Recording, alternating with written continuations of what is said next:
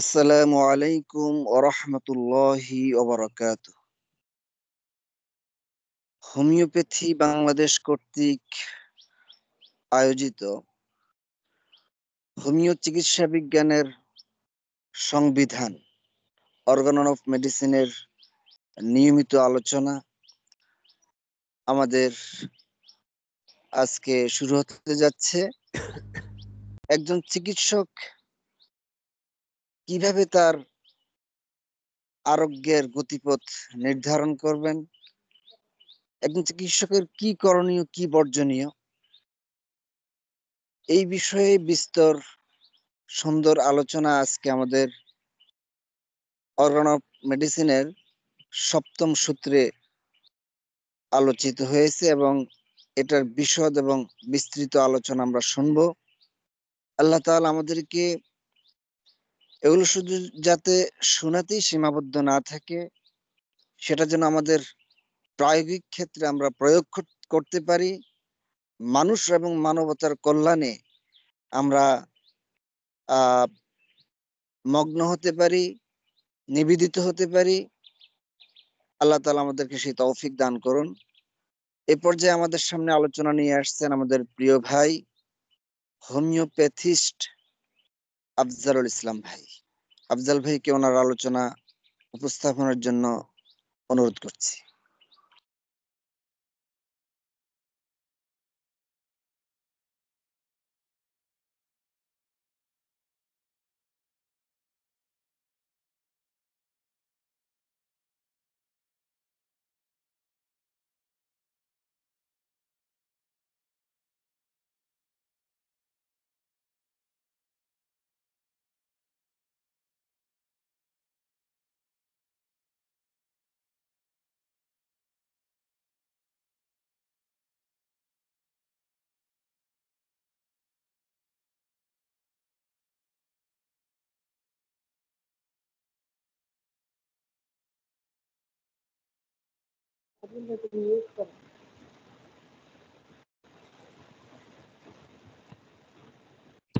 সম্ভবত মিউট অবস্থায় আফজাল ভাই কথা বলতেছেন। মেহরবানি করে একটু আপনার আনমিউট হতে হবে। Thank you. আমি মিউট অবস্থায় কথা বলছিলাম। এখন শোনা যায়? এখন শোনা যায়। ধন্যবাদ আমাকে কথা বলার সুযোগ দেওয়ার জন্য। অর্গান অফ মেডিসিনের মতো একটি মূল্যবান, দামি, জটিল দার্শনিক গ্রন্থ, এই গ্রন্থের উপর আলোচনা করা আসলে অনেক কঠিন কাজ। এটার উপযুক্ত যোগ্যতা আমার নাই আমি মনে করি। তারপর আমরা পড়ার চেষ্টা করছি, আলোচনার চেষ্টা করছি, বোঝার চেষ্টা করছি। আমাদের আলোচনাগুলো আপনাদের সাথে আমরা শেয়ার করছি। আজকের আলোচনায় আমরা 7 নাম্বার এফোরিজম অনুচ্ছেদ 7 এর উপর আমরা আলোকপাত করার চেষ্টা করব ইনশাআল্লাহ। এফোরিজম 7 আমরা যদি বাংলা অনুবাদের পাশাপাশি অর্গান অফ মেডিসিনের ইংলিশ ট্রান্সলেশন থেকে পড়ি, অথেন্টিক যে ইংরেজি অনুবাদগুলো আছে, জার্মান থেকে যখন ইংরেজিতে অনুবাদ হয়, ইংরেজি থেকে বাংলায় অনুবাদ হয়, তখন কিছুটা হলেও তারতম্য তৈরি হয় এবং উপলব্ধির জায়গাগুলোতে কিছুটা পার্থক্য তৈরি হয়। মাতৃভাষায় আমরা বুঝতে চেষ্টা করব, এর তো কোনো বিকল্প নাই। সম্ভব হলে পাশাপাশি আমরা যারা ইংরেজি পড়তে পছন্দ করি, ইংরেজিটাকে সমন্বয় করে নিব। এটা হলে সুবিধা হবে।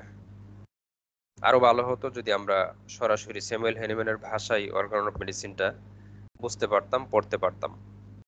যাই হোক, 7 নাম্বার অনুচ্ছেদে স্যামুয়েল হ্যানিম্যান বিশেষভাবে কয়েকটা বিষয়ের উপর আলোকপাত করেছেন। প্রথমেই যে কথাটা বলেছেন, প্রত্যেকটা রোগী যখন আসবে, প্রতিটা রোগীর ক্ষেত্রেই আমাদের দায়িত্ব, একজন চিকিৎসকের দায়িত্ব, একজন ফিজিশিয়ানের দায়িত্ব, তিনি যে রোগ নিয়ে এসেছেন, এই রোগ সৃষ্টির পিছনে অথবা এই রোগটা পরিপুষ্ট হওয়ার পিছনে এমন কোনো কারণ জড়িত আছে কিনা যা রোগীর নিজস্ব কারণের সাথে জড়িত, চিকিৎসার কারণের সাথে সরাসরি জড়িত না, বা মেডিসিনাল পার্টের সাথে জড়িত না। যেগুলোকে এক্সাইটিং কজ এবং মেইনটেনিং কজ বলা হয়েছে। উত্তেজক কারণ বা পরিপোষক কারণ। একজন উচ্চ রক্তচাপের রোগী তিনি নিয়মিত রাগারাগি করেন, চিৎকার চেঁচামেচি করেন, নিয়মিত তিনি প্রচন্ডভাবে ওনার এই যে মানসিক প্রতিক্রিয়া প্রকাশ করেন, অথবা যিনি হার্টের সমস্যার রোগী, ব্রেইনের সমস্যার রোগী, তিনি যদি এমন মানসিক অনিয়ন্ত্রিত আচরণ করেন, তাহলে এটা তার জন্য একটা এক্সাইটিং কজ, ইভেন একটা মেইনটেনিং কজ। এই কারণটা দূর করা প্রথম পার্টে বলা হয়েছে যে কারণগুলো আগে দূর করতে হবে।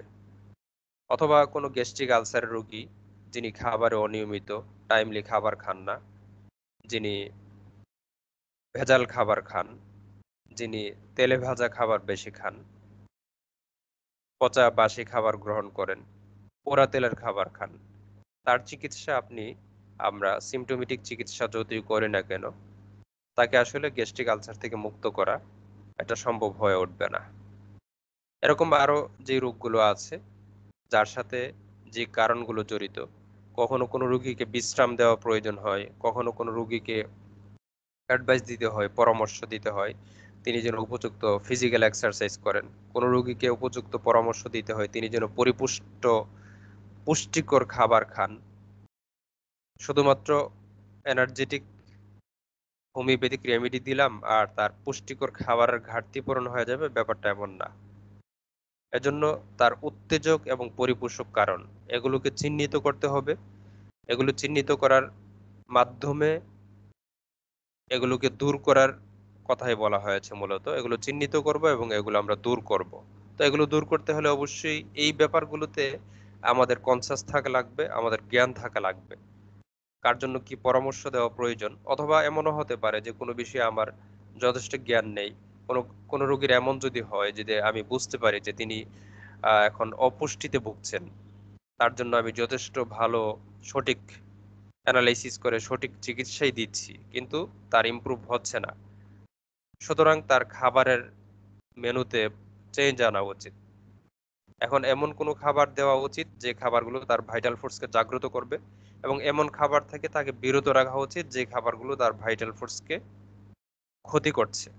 এখন এই ব্যাপারে যদি আমি স্পেশালিস্ট না হই প্রয়োজন অনুসারে, এখন যেহেতু প্রতিটা পার্টের জন্য আলাদা স্পেশালিস্টের প্রয়োজনীয়তা দেখা দিয়েছে, আমরা প্রয়োজনে এমন কোনো চিকিৎসকের বা এমন কোনো বিশেষজ্ঞের সহযোগিতা নিতে পারি। আমার সেই নির্দিষ্ট রোগীর জন্য উপযুক্ত পরিপুষ্ট বা পুষ্টিকর খাবার, প্রয়োজনীয় খাবার বা ডায়েটিং এর পরামর্শ কি কি হতে পারে সেটা তার কাছ থেকে যেন নিয়ে আসে। এভাবে আমরা অনেক কিছুই অন্য কোনো বিশেষজ্ঞ চিকিৎসকের পরামর্শ নিয়ে আমরা অগ্রসর হতে পারি। তবে অবশ্যই বেসিক জায়গা থেকে আমাদেরকে প্রতিটা রোগীতে এক্সাইটিং কজ এবং মেইনটেনিং কজটাকে নির্ধারণ করতে হবে, তা দূর করতে হবে। তারপর বলা হয়েছে ফান্ডামেন্টাল কারণ নির্ধারণ করা এবং তার সাথে কানেক্টেড বা সহযোগী যে ব্যাপারগুলো থাকে। ফান্ডামেন্টাল কারণ বলতে আমরা হোমিওপ্যাথিক পরিভাষায় বুঝি মায়াজমেটিক কারণ। প্রতিটা রোগীর ক্ষেত্রে আসলে মায়াজমের একটা কানেকশন থাকে।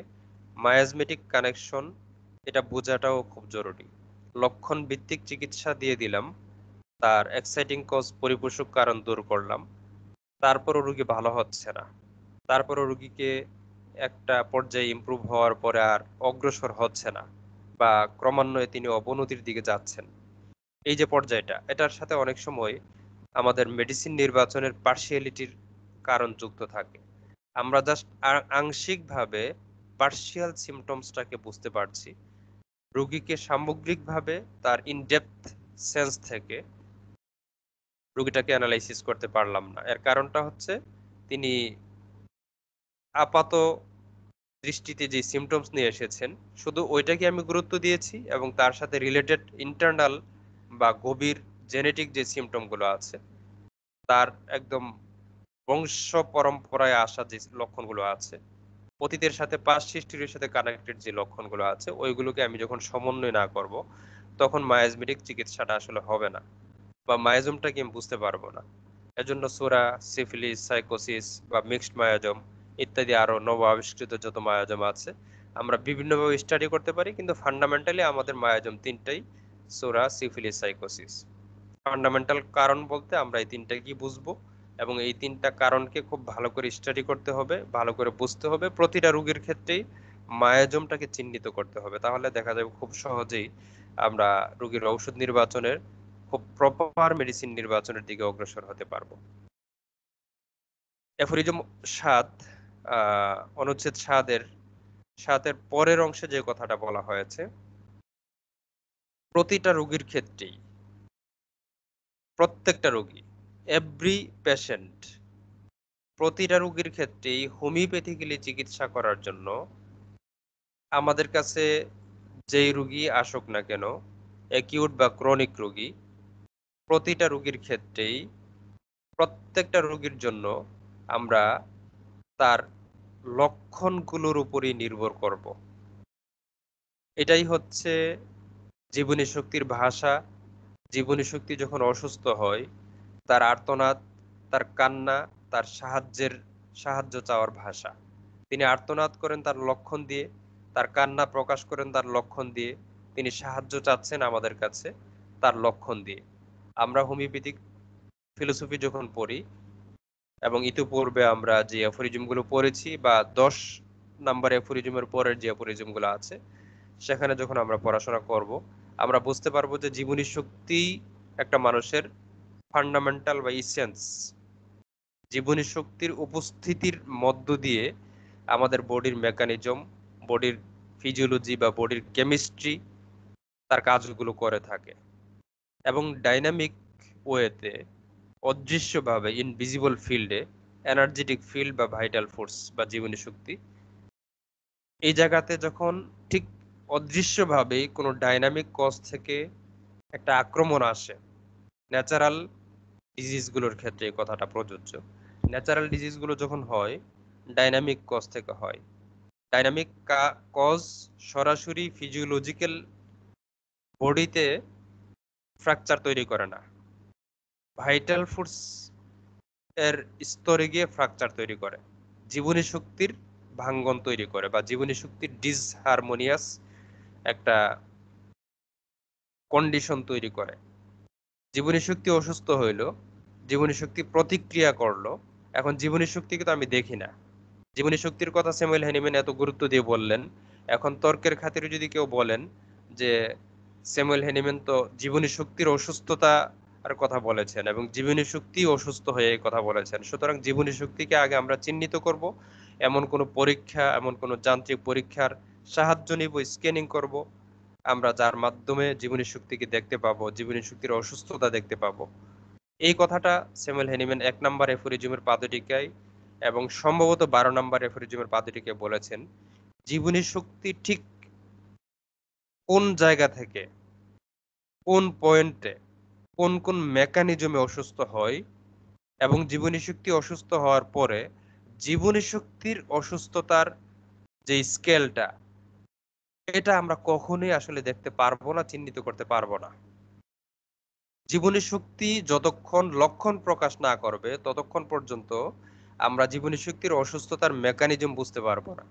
এজন্য ফান্ডামেন্টাল কারণ বা মৌলিক উৎস রোগের, যেখানে জীবনী শক্তি অসুস্থ হয়, ঠিক ওই জায়গাটা, অদৃশ্য জায়গাটাকে নিয়ে আমাদের সময় ক্ষেপণ করা, সময় অপচয় করা, ওখানে আমাদেরকে বেশি পাণ্ডিত্য দেখানোর চেষ্টা করা, এই ব্যাপারে স্যামুয়েল হ্যানিম্যান নিষেধ করেছেন। এবং তিনি বলেছেন যে এখানে সময় নষ্ট করার প্রয়োজন নাই, এই ব্যাপারটা চিরকাল হিডেন থাকবে, গোপন থাকবে, চিরকাল বলেছেন। তো আলোচনা প্রসঙ্গে আসছে যেহেতু, এজন্য বলা। তো এই পার্টে স্যামুয়েল হ্যানিম্যান যে বলেছেন যে চিরকাল রোগের প্রকৃত কারণ বা প্রকৃত মেকানিজম গোপন থাকবে, এই পার্টে এখনকার অনেক সিনিয়র ডাক্তাররা পর্যন্ত আলোচনা করতে গিয়ে আমি যেটা দেখলাম, স্যামুয়েল হ্যানিম্যানকে ভুল ধরেছেন। ভুলটা কি, যে এখন আমরা রোগ ধরতে পারি, তখনকার সময়ে রোগ ধরা যেত না।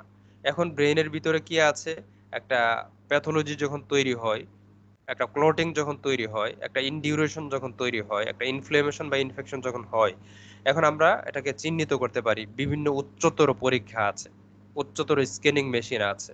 এখন পেটের ভিতরে যদি কোথাও একটা ছোট পাথরও থাকে, অথবা রক্তনালীতে যদি কোনো অসুবিধা থাকে, আমাদের ভাস্কুলার সিস্টেমে যদি কোথাও কোনো প্রদাহ থাকে, কোনো ওইরকম বাতাস ঢুকে যায় বা ইনফেকশন হয়, প্রদাহ থাকে, সিস্ট হয়, টিউমার হয় বা অন্য কোনো সমস্যা হয়, রক্তের কম্পোজিশনে কোনো সমস্যা হয়, রাসায়নিক অ্যানালাইসিসের কোনো ব্যত্যয় ঘটে, ফিজিওলজি থেকে যখন আমাদের প্যাথোলজি ডেভেলপ করে, এই কেমিস্ট্রির যে ব্যত্যয়গুলো সেগুলো পর্যন্ত এখন আমরা বিভিন্ন প্যাথোলজিক্যাল পরীক্ষা করে ধরতে পারি, বিভিন্ন স্ক্যানিং করে, এক্স রে করে, আলট্রা করে আমরা সেগুলো চিহ্নিত করতে পারি।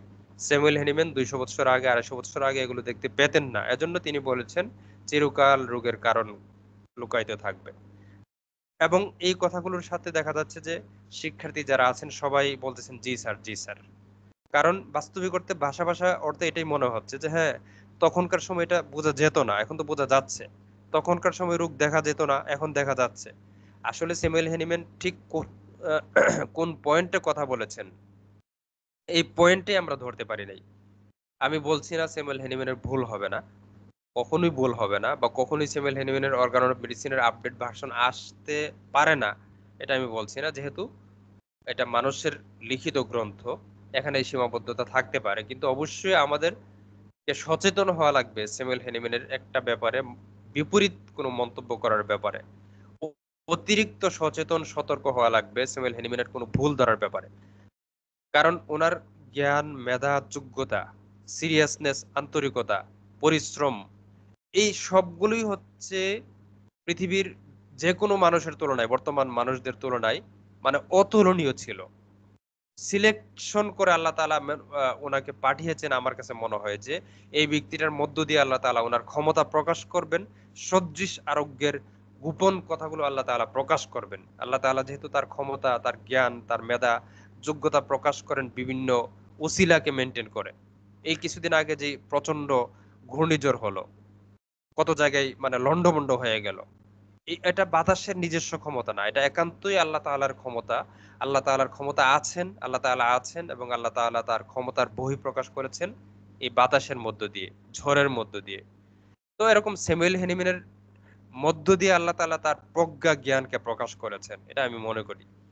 তো এখন এই ব্যক্তিটার একটা ভুল ধরার জন্য অবশ্যই ওনার ব্যক্তিগত ভুল থাকতে পারে, ভুল ধরার জন্য আমাদেরকে সচেতন হওয়া লাগবে।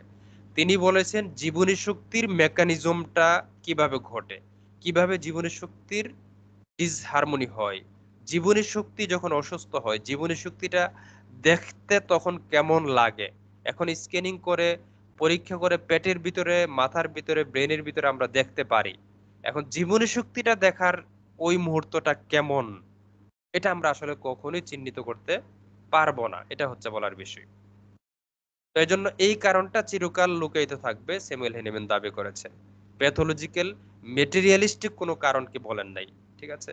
মেটেরিয়ালিস্টিক কারণ বাহ্যিক কারণ হোক, বাহিরের একটা ক্ষত হোক আর আভ্যন্তরীণ একটা ক্ষত হোক, দুইটা কি তখনকার সময় এক্স-রে, আল্ট্রাসোনোগ্রাম বা স্ক্যানিং এর ক্ষমতা এত ছিল না, কিন্তু এই ব্যাপারে স্যামুয়েল হ্যানিম্যান বলেনই নাই। এই ব্যাপারটাকে রোগ, ফান্ডামেন্টাল রোগই তো বলেন নাই উনি, ফান্ডামেন্টাল রোগ তো ওইটাকে বলেন নাই, বলছেন জীবনী শক্তিটাকে।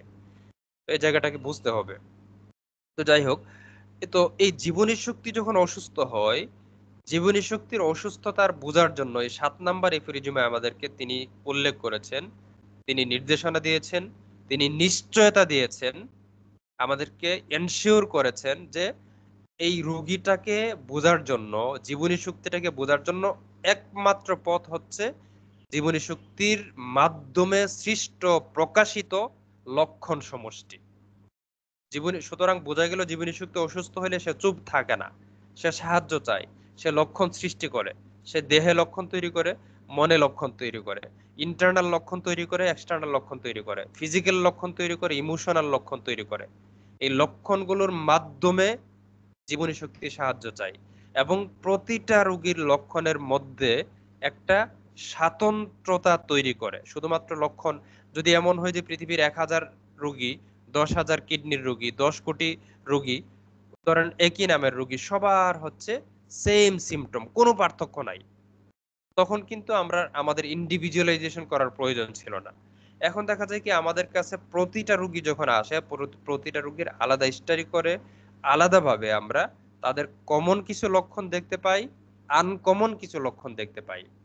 এজন্য তিনি বলেছেন লক্ষণ সমষ্টির মাধ্যমেই আমাদেরকে অগ্রসর হতে হবে, লক্ষণ সমষ্টির মাধ্যমেই জীবনী শক্তিকে বুঝতে হবে, লক্ষণ সমষ্টির মাধ্যমেই জীবনী শক্তির এই আর্তনাদকে বোঝার মাধ্যমে জীবনী শক্তিকে হেল্প করার হাত বাড়িয়ে দিতে হবে। দ্বিতীয় পার্ট হচ্ছে এই লক্ষণ সমষ্টি স্টাডি করার সময় ব্যক্তিগত লক্ষণ সমষ্টিকে, ব্যক্তিগত বা ব্যক্তির স্বাতন্ত্রিক লক্ষণ সমষ্টিকে নির্ধারণ করতে হবে। তাহলে লক্ষণ কমন এবং আনকমন। কমন লক্ষণগুলো সাধারণত হচ্ছে দেখবেন প্র্যাকটিস অফ মেডিসিনের প্রয়োজনীয়তায় এটার প্রয়োজন আছে, এটা কিন্তু সত্য। সুতরাং আপনি যখন রোগ বুঝতে চাইবেন, রোগের নাম জানতে চাইবেন, রোগের প্যাথোলজি বুঝতে চাইবেন, ইন জেনারেল পৃথিবীর 10টা জ্বরের রোগী বা আপনার এলাকার 50টা জ্বরের রোগী, অথবা ইন জেনারেল পৃথিবীতে যখন করোনা ভাইরাসের আক্রান্ত হওয়ার পর কোভিডের যে মহামারী ধারণ করেছিল, ইন জেনারেল কোভিড আক্রান্ত রোগীদের লক্ষণগুলো কি ছিল? তাদের শ্বাসকষ্ট ছিল, তাদের দুর্বলতা ছিল, তাদের ক্লান্তি ছিল, তাদের আরো যে কমন ব্যাপারগুলো ছিল, ইন জেনারেল লক্ষণ। এটা হচ্ছে সকল রোগীকে একটা ক্লাসিফিকেশন করলেন, এটা হচ্ছে জ্বরের রোগী, এটা হচ্ছে পেটের আলসারের রোগী, এটা হচ্ছে এরকম লিভারের সমস্যার রোগী, এটা হচ্ছে কিডনির রোগী, এটা হচ্ছে এরকম বিভিন্ন রোগের নাম আপনি আরো ভালো জানেন, আমি রোগের নামগুলো তো ভালো জানিও না।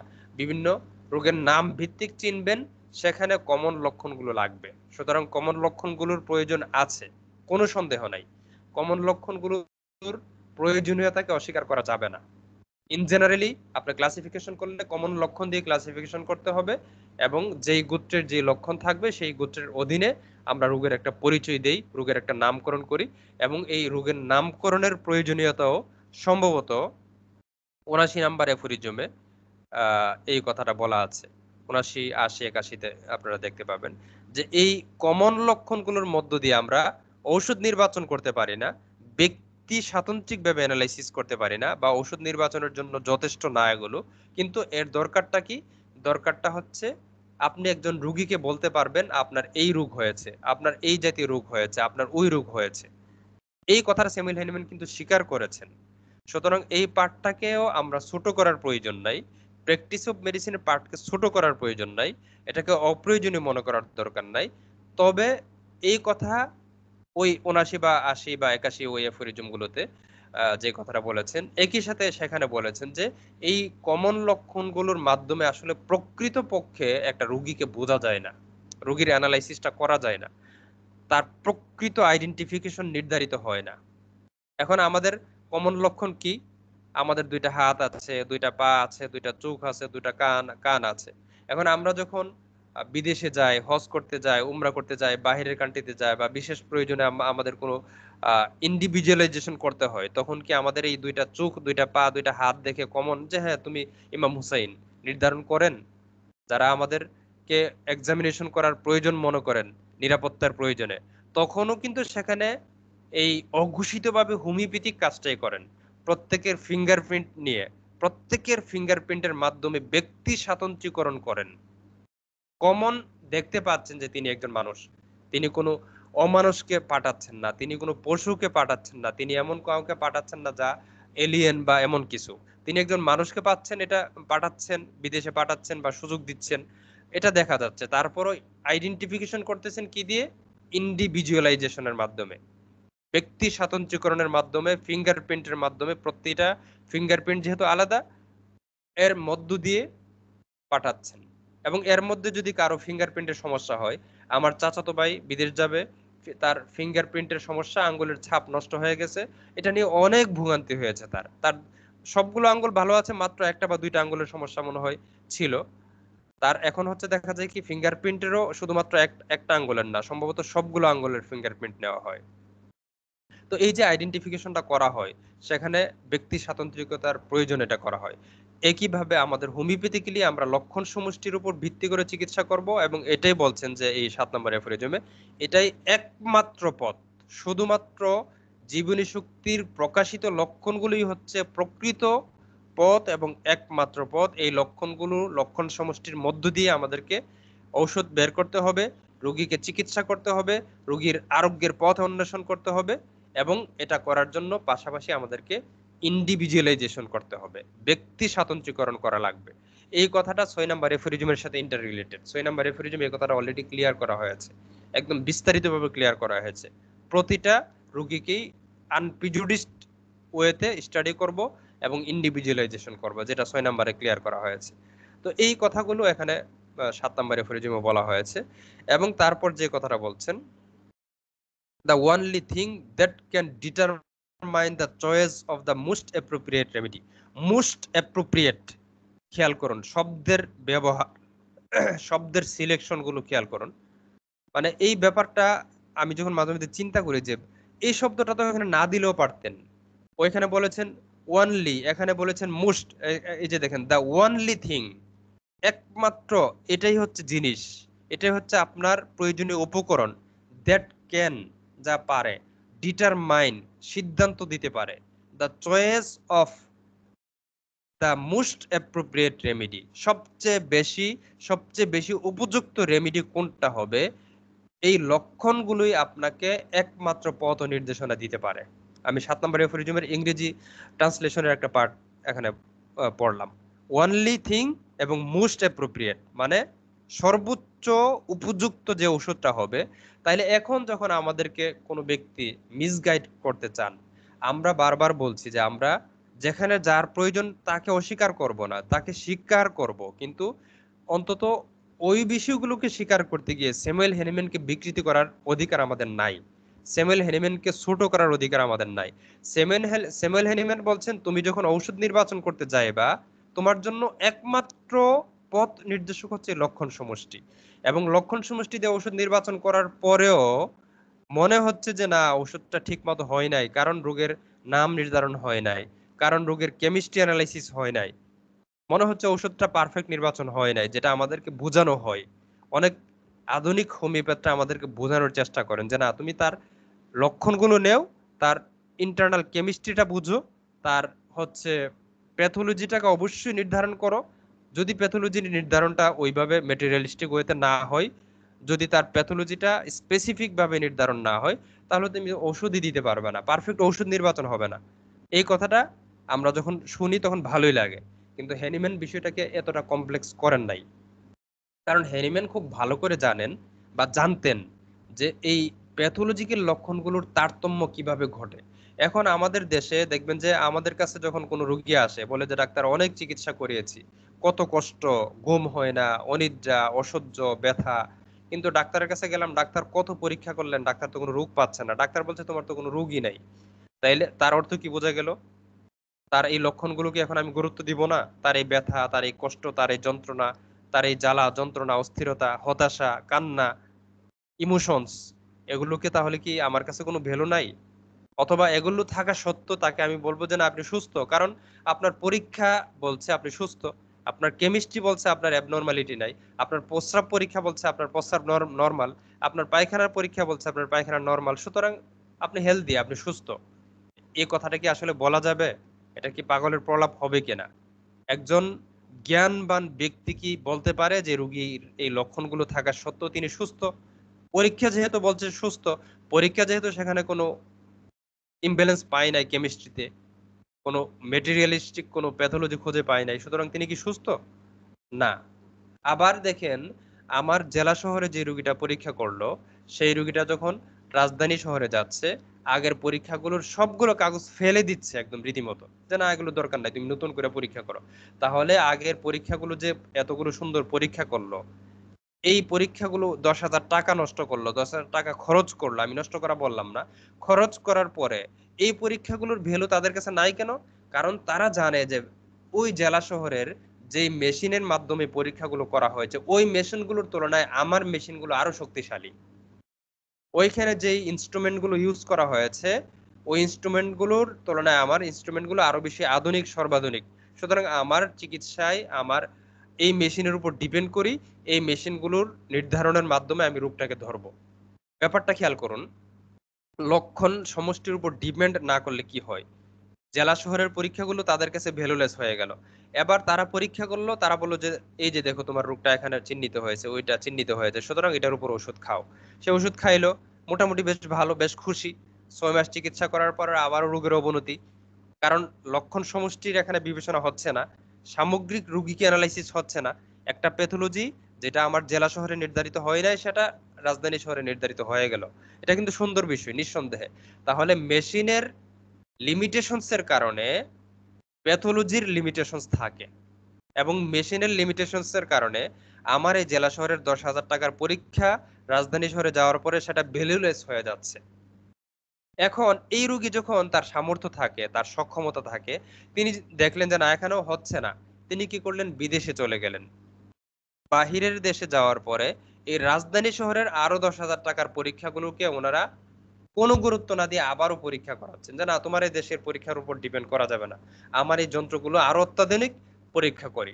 পরীক্ষা করলো, পরীক্ষা করলে দেখলো যে এই যে দেখো তোমার এই রোগগুলো চিহ্নিত হয়েছে যা ওই পরীক্ষায় চিহ্নিত হয় নাই। তাইলে যান্ত্রিক ক্যাপাবিলিটির কারণে প্যাথোলজির ক্ষমতার মানে প্যাথোলজির লক্ষণগুলোর পার্থক্য ঘটে। আমার জেলা শহর থেকে রাজধানী, রাজধানী থেকে বিদেশ, বিদেশে গিয়ে আরো উন্নতি। এভাবে যখন আপনি যান্ত্রিক কোনো সাহায্য নেবেন, যান্ত্রিক ক্ষমতা যতটুকু ততটুকু আপনাকে লক্ষণ, ততটুকু আপনাকে ইনফরমেশন দিবে এবং যান্ত্রিক ক্ষমতার কারণে এই ইনফরমেশনের তারতম্য ঘটবে। কিন্তু রুগী যে বলছে আমার জ্বলে, আমার ব্যথা, আমার রাত্রে বেড়ে যায়, আমার রাত 10টা হইলে আমার অস্থিরতা লাগে, আমার মৃত্যু বই লাগে, আমার হতাশা কাজ করে, আমার একা থাকতে ভালো লাগে না, সঙ্গী থাকতে ভালো লাগে, এই কথাগুলো কিন্তু সবসময় স্টেবল থাকে। বিশেষ করে মানসিক লক্ষণগুলো, বিশেষ করে জেনারেল লক্ষণগুলো, এগুলো কিন্তু যান্ত্রিক ত্রুটির কারণে আমাদের কোনো ত্রুটি হয় না। যান্ত্রিক বিচ্যুতির কারণে আমাদের কোনো বিচ্যুতির হওয়ার কোনো সম্ভাবনা এখানে থাকে না। তার মোডালিটিস বলেন, তার পার্সোনালিটি বলেন, তার এই মেন্টাল ইমোশনাল লক্ষণগুলো বলেন। তো এই ব্যাপারগুলোকে যদি আপনি ইনডেপথ অ্যানালাইসিস না করেন, স্টাডি না করেন, তাহলে স্যামুয়েল হ্যানিম্যানের কথাগুলো আপনাকে জাস্ট মানে ভাষা ভাষা মিনিং থেকে তখন মনে হবে যে এগুলো বোধহয় এখনকার সময়ের কথা না, 200 বছর আগের জন্য ঠিক ছিল। এখন আমরা অত্যাধুনিক মেশিনের উপর ডিপেন্ড করি, সুতরাং লক্ষণগুলোর মাধ্যমে ওষুধ নির্বাচন করব। লক্ষণগুলো একমাত্র মানে হোমিওপ্যাথিক্যালি ঔষধ দেওয়ার পথ, এই কথাটা বোধহয় এখন পুরাতন হয়ে গেছে। তখন আমাদের কাছে এটাই মনে হবে। কিন্তু কম্পারেটিভলি আপনি এখনো পরীক্ষা করে, আপনি এই এই কি বলে অবজারভেশন করে যদি আপনি দেখেন, এই প্যাথোলজি নির্ভর যে তারতম্যগুলো ঘটে এবং যে লিমিটেশনস গুলো সেখানে আছে, আমরা যান্ত্রিকতার অপ্রয়োজনীয়তা বলছি না, যান্ত্রিক প্রয়োজনীয়তা আছে, কিন্তু যান্ত্রিকতার যে সীমাবদ্ধতাগুলো আছে এই সীমাবদ্ধতাগুলো কিন্তু এখনো লক্ষণ সমষ্টির সীমাবদ্ধতা যতটুকু তার চেয়ে অনেক বেশি, শত শত গুণ বেশি। যখন রোগীর কোনো রোগ ধরতেই পারা যায় না, ডাইনামিক পর্যায়ের লক্ষণগুলো, ডাইনামিক পর্যায় থেকে ফাংশনাল পর্যায়ের লক্ষণগুলো, সেন্সেশনাল লক্ষণগুলো, যখন রোগী মরে যাচ্ছে, কষ্ট করছে, তখন এর ডাইনামিক এবং ফাংশনাল লক্ষণগুলোকে বলছে না তোমার কোনো রোগ নাই। কারণ ডাইনামিক লক্ষণগুলোকে যন্ত্র কখনোই ধরতে পারে না, অনুভূতির লক্ষণগুলোকে যন্ত্র কখনোই চিহ্নিতই করতে পারে না। যখন আরো অ্যাডভান্স হয়, আরো অ্যাডভান্স হয়ে আরো অ্যাডভান্স হয়ে একটা পর্যায়ে গিয়ে লক্ষণ মেশিনে ধরতে পারে, এবং এই মেশিনে ধরাটা আরো শক্তিশালী মেশিনে গেলে আরো বেশি ধরতে পারে, আরো বেশি শক্তিশালী মেশিনে গেলে আরো বেশি ধরতে পারে। তাহলে এই কমপ্লেক্সিটির দিকে আপনি যাবেন নাকি সিম্পল, যে কথাটা সিম মানে সিম্পল ভাবে স্যামুয়েল হ্যানিম্যান 6 নম্বর এফোরিজমে বলেছেন এবং এর আগের এফোরিজমে বলেছেন যে এটা হচ্ছে, এবং 14 নম্বর এফোরিজমে বলেছেন যে এই লক্ষণ সমষ্টি হচ্ছে আল্লাহ তাআলার প্রদত্ত একটা বিশাল গিফট। এই লক্ষণ সমষ্টিকে আমরা অবহেলা করা উচিত না। প্রতিটা রোগীর রোগ সৃষ্টি হচ্ছে, লক্ষণ তৈরি হচ্ছে, মোডালিটিস তৈরি হচ্ছে, ইমোশনস এর পার্থক্য হচ্ছে, মেন্টাল স্টেট ডেভেলপ করতেছে, এগুলো হচ্ছে আল্লাহর প্রদত্ত গিফট। এগুলোকে বিকৃত করা উচিত না, এগুলোকে নষ্ট করা উচিত না, এগুলোকে অবহেলা করা উচিত না, এগুলোকে অবশ্যই সিরিয়াসলি কাজে লাগানো উচিত। কারণ এগুলোই হচ্ছে আমাদের ইন্টারনাল ইনভিজিবল জীবনী শক্তির ভাষা। আর এই লক্ষণ সমষ্টিকে সামষ্টিকভাবে যখন চিকিৎসা করব, তখনই জীবনী শক্তির চিকিৎসাটা হয়ে যাবে। এবং যদি একক একটা লক্ষণ ধরে চিকিৎসা করি, একটা প্যাথোলজি ধরে চিকিৎসা করি, একটা পার্ট, একটা প্যাথোলজি, একটা ইনফ্লেমেশন, একটা ইনফেকশন, একটা সিস্ট, একটা টিউমার ধরে চিকিৎসা করি, তখন আসলে বাকি লক্ষণগুলোকে যখন অবহেলা করা করা হবে, তখন অনেকটা হচ্ছে এরকম যে আপনার দুইটা চোখ আছে, একটা চোখকে আপনি অবহেলা করলেন, দুইটা পা আছে, দুইটা হাত আছে, আপনি একটা পাকে অবহেলা করলেন, একটা হাতকে অবহেলা করলেন, বা একটা হাতকে অস্বীকার করলেন, একটা পাকে অস্বীকার করলেন, একটা চোখকে অস্বীকার করলেন। এই কাজটা করা যাবে না। লক্ষণ সমষ্টির সাথে আমরা পরিচিত হওয়া লাগবে, এবং এক পাওয়ালা চিকিৎসা করা যাবে না, এক হাতওয়ালা চিকিৎসা করা যাবে না। এই কথাটাও 7 নম্বর এফোরিজমে বলা আছে। এই কথাটা 7 নম্বর এফোরিজমে বলা আছে, এবং এর মধ্য দিয়ে আমরা চিকিৎসা করব। এরপরে আমরা যে কাজটা করব, যে কথাটা আবার বলা আছে, প্রথমে বলা হয় যে উত্তেজক কারণ, পরিপোষক কারণ দূর করব। এছাড়াও যদি এমন হয় যে এমন কোন রোগী আমার কাছে এসেছেন যেই রোগীটাকে শুধুমাত্র মেডিসিনের সাহায্য করে ডাইনামিক মেডিসিনটা হচ্ছে dynamic energy, dynamic helping hand বা ডাইনামিক ফোর্স। এখন ডাইনামিক ফোর্স আপনি এখানে কাজে লাগালেন, এনার্জেটিক মেডিসিন, পটেন্টাইজ মেডিসিন আপনি অ্যাপ্লাই করলেন, দেখা গেল যে রোগীর সুস্থ হচ্ছে না, বা আপনি ঔষধ দেওয়ার আগে আপনি বুঝতে পারলেন যে এটা শুধুমাত্র ডাইনামিক এনার্জেটিক ফোর্স দিয়ে, মেডিসিন দিয়ে তাকে সুস্থ করা যাবে না। তখন কি করতে হবে? অ্যানালাইসিস করে উত্তেজক কারণ দূর করলেন, পরিপোষক কারণ দূর করলেন, মেকানিক্যাল কোনো কারণ আছে কিনা সেটা চিহ্নিত করতে হবে। মেকানিক্যাল কারণ কি? যদি বডিতে এমন কোনো পাথর তৈরি হয়, স্টোন ডেভেলপ করলো, যেটা মেডিসিনের মাধ্যমে হয়তো আপনি গুঁড়া করতে পারবেন না, দূর করতে পারবেন না, বের করতে পারবেন না, এক্সপালশন করতে পারবেন না, সেটাকে আপনি বের করার জন্য প্রয়োজনে এটাকে বিচূর্ণন করা, চূর্ণন করা, ক্রাশ করা। এখন অত্যাধুনিক মেশিন আছে। কোনো পাথর তৈরি হইলে সেটাকে রেডিয়েশন দিয়ে, উচ্চ রেডিয়েশন দিয়ে সেটাকে ক্রাশ করা যায়। ক্রাশ করলেন, তারপর সিমটোমেটিক মেডিসিন দিলেন, পাথরগুলো হয়তো মানে নির্দিষ্ট পথওয়ে মেনটেন করে নির্দিষ্ট পথ ধরে বের হয়ে যাবে। কোনো শিশু রোগী, যেটা এই উদাহরণে বলা আছে, শিশু রোগীর মলদ্বার যখন জন্মের পরে, সদ্যজাত শিশু জন্মের পরে হচ্ছে মলদ্বার ক্লোজ থাকে, তার মলদ্বার ওপেন হয় নাই, তখন তার জন্য আপনি একজন সার্জনের কাছে রেফার করবেন, তার মলদ্বারটা যেন ওপেন করে দেওয়া হয়, মলদ্বারটাকে যখন যেন সার্জারি করে নির্দিষ্ট পথে তার মল বের হওয়ার পথটাকে ক্লিয়ার করে দেওয়া হয়। এরকম ভাবে আরো যত মেকানিক্যাল ব্যাপার আছে, ডাইনামিক এবং ফাংশনাল ব্যাপারের ঊর্ধ্বেও যেখানে মেকানিক্যাল ব্যাপার থাকে, যেখানে ব্যান্ডেজ করার প্রয়োজন ব্যান্ডেজ করতে হবে, যেখানে ব্যান্ডেজ খোলার দরকার সেখানে ব্যান্ডেজটা খুলে দিতে হবে। ব্যান্ডেজ অতিরিক্ত টাইট থাকার কারণে ইনফেকশন হয়, প্রদাহ হয়, ফুলে যায়, পা ফুলে যায়, হাত ফুলে যায়, ব্যথা বেড়ে যায়, সেটা আপনাকে লুজ করে দিয়ে তার জন্য উপযুক্ত সিমটোমেটিক ওষুধ দিতে পারেন। যেখানে ফ্র্যাকচার হয়ে গেছে, ব্যান্ডেজ করতে হবে, অপারেশন করতে হবে, সার্জারি করতে হবে। যেখানে দাঁতের এমন সমস্যা তৈরি হয়েছে যেখানে রুট ক্যানেল করতে হবে, এটা মেডিসিন দিয়ে আপনি রিকভার করতে পারবেন না। এটা হচ্ছে মেকানিক্যাল ওয়ার্ক, যান্ত্রিক কাজ বা বস্তুগত কাজ। এই মেকানিক্যাল ওয়ার্কটাকে আপনি ফাংশনাল ওয়ার্কের সাথে কি বলে মিলিয়ে দেওয়া, একাকার করার প্রয়োজন নাই। আমি যখন ডাইনামিক চিকিৎসক, তখন আমার মেকানিক্যাল পার্টটাকে আমি স্বীকার করে নিব যে এই পার্টটা আমার না, এই পার্টটা যার কাজ, যিনি এই বিষয়ে বিশেষজ্ঞ, তার কাছে আমি ছেড়ে দেওয়া উচিত। দাঁতের ফিলিং করার প্রয়োজন, দাঁতের রুট ক্যানাল করার প্রয়োজন, এরকম ভাবে দাঁত উঠানোর প্রয়োজন, সেটা তার কাছে, একজন ডেন্টিস্টের কাছে, একজন বিশেষজ্ঞ চিকিৎসকের কাছে আমি পাঠিয়ে দেওয়া লাগবে। যদি এমন হয় যে তার ইন্টারনাল কোনো অপারেশন করা লাগবে, ইন্টারনাল কোনো ব্লিডিং হচ্ছে, জরুরি ভিত্তিতে ইন্টারনাল অপারেশন করা ছাড়া কোনো পথ নাই, আমি অবশ্যই তাকে রেফার করে দিতে হবে একজন সার্জনের কাছে, একজন বিশেষজ্ঞের কাছে। এভাবে মেকানিক্যাল যে কাজগুলো আছে আমরা যখন বুঝতে পারবো যে এটা এনার্জেটিক মেডিসিনের মাধ্যমে রিকভার করা যাবে না, সেটাকে অবশ্যই মেকানিক্যাল সাহায্য নিতে হবে। এই কথাটাও 7 নম্বর এফ্রেজিমে বলা হয়েছে। এবং এগুলো আসলে, এই কাজগুলো করা, এটা আসলে প্রত্যেকটা বুদ্ধিমান চিকিৎসকের কাজ, প্রত্যেকটা বুদ্ধিমান, জ্ঞানী, সচেতন এবং কি বলে আনপ্রিজুডিসড চিকিৎসক যিনি, তিনি এই কাজগুলো করবেন, তিনি এই কাজগুলো করতে হবে। পাশাপাশি আরো অনেকগুলো উদাহরণ দিয়েছেন যে ঘরে যদি এমন কোনো পরিবেশ থাকে যে যেই পরিবেশ বা যে কেমিক্যালের কারণে রোগীর ক্ষতি হচ্ছে, ধরেন কোনো অ্যাজমার রোগী, কোনো নিউমোনিয়ার রোগী, তার ঘরে আপনি নিয়মিত কোয়েল জ্বালাচ্ছেন, তার ঘরে নিয়মিত আপনি কেমিক্যাল স্প্রে করতেছেন, তার অ্যাজমা, তার নিউমোনিয়ার সমস্যা বেড়ে যেতে পারে, তার শ্বাসের মাধ্যমে এই কেমিক্যালগুলো যখন যাবে তখন তার শ্বাসকষ্ট বেড়ে যাবে। অথবা কোনো হাইপার সেন্সিটিভ রোগী, যিনি কেমিক্যালের ঘ্রাণ সহ্য করতে পারেন না, এমন রোগী আছে, যেমন ফসফরাসের রোগী, তারা হচ্ছে ঔষধের বা কেমিক্যালের বা সেন্ট, আতর, এগুলোর ঘ্রাণ নিতে পারে না। এগুলোর ঘ্রাণ নিলে তার বডিতে অ্যালার্জি হয়, অথবা তার মূর্ছা যাওয়ার সমস্যা তৈরি হয় বা বিভিন্ন সমস্যা তৈরি হয়। এখন এই রুগী যদি আসে, এই রুগীর আপনার ঘরে যদি এমন কোনো কারণ থাকে, সেই কারণটাকে দূর করবেন, বলতে হবে তার বডিতে, তার ঘরে কোয়েল ব্যবহার করা যাবে না, তার ঘরে এমন কোনো কেমিক্যাল স্প্রে করা যাবে না, তার ঘরে এমন কোনো বিষয় রাখা যাবে না যা তার ক্ষতি করছে।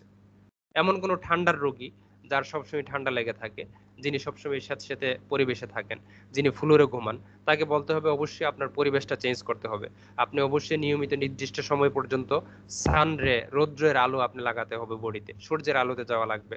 অথবা আপনার বডির স্যাঁতসেঁতে পরিবেশ, আপনার ঘরের স্যাঁতসেঁতে পরিবেশ দূর করতে হবে। আপনার হচ্ছে ফ্লোরে থাকা যাবে না, আপনি উঁচু জায়গাতে থাকা লাগবে। এই পরামর্শগুলো দিতে হবে। এই পরামর্শগুলো দিয়ে তার এক্সাইটিং কজ, মেনটেনিং কজ দূর করতে হবে। এবং পাশাপাশি আমাদের এমন কোনো রোগী যার হচ্ছে মেকানিক্যাল কারণ দূর করা দরকার, সেই মেকানিক্যাল কারণগুলো আমরা দূর করতে হবে। এর পরে বা এর মধ্য দিয়ে যেখানে সিমটোমেটিক চিকিৎসা করার প্রয়োজন সেখানে অবশ্যই আমরা সিমটোমেটিক চিকিৎসা করব। আমরা বিফোর সার্জারিতেও সিমটোমেটিক চিকিৎসা করতে পারি। আফটার সার্জারিতে যখন কোনো রোগী আমাদের কাছে আসে যেখানে মেকানিক্যাল কাজের মানে প্রয়োজনীয়তা নাই, যেখানে exciting cause maintaining cause remove করা হয়েছে এবং যেখানে ফাংশনাল এবং ডাইনামিক কারণ ধরে চিকিৎসা করা যায়, সেখানে আমরা অবশ্যই আফটার সার্জারি বিফোর সার্জারিতে আমরা মেডিসিন দিয়ে চিকিৎসা করতে পারবো যদি আমাদের কাছে রোগী আসেন। এবং আমাদের কাছে এমন রোগী আসেন, এটাই বাস্তব, যে আফটার সার্জারিতে অনেক রোগী আসেন যে বিভিন্ন ওষুধ নেওয়ার পরও যখন সে সুস্থ হচ্ছে না, সে হোমিওপ্যাথিতে আসছে। তো তখন আপনি চিকিৎসা করবেন, সিমটোমেটিক চিকিৎসা করবেন। একজন হোমিওপ্যাথি হিসেবে অবশ্যই সর্বাবস্থায় আমাদেরকে এজন্য লক্ষণ সমষ্টির উপর ডিপেন্ড করব, ইন্ডিভিজুয়ালাইজেশন করব। এবং লক্ষণ সমষ্টি হচ্ছে জীবনী শক্তির ভাষা, লক্ষণ সমষ্টি হচ্ছে একমাত্র বিশুদ্ধ হোমিওপ্যাথিক ঔষধ নির্বাচন করার ভাষা। তো 7 নম্বর অ্যাফোরিজমের মৌলিক শিক্ষা এগুলোই। এছাড়া আরো অনেক শিক্ষা হয়তো আপনি আপনার মতো করে স্টাডি যখন করবেন আরো অনেক কিছু এখান থেকে বুঝতে পারবেন, আরো অনেক কিছু উপলব্ধি করতে পারবেন। আমি আমার আলোচনা এখানে শেষ করলাম। আসসালামু আলাইকুম রহমতুল্লাহ।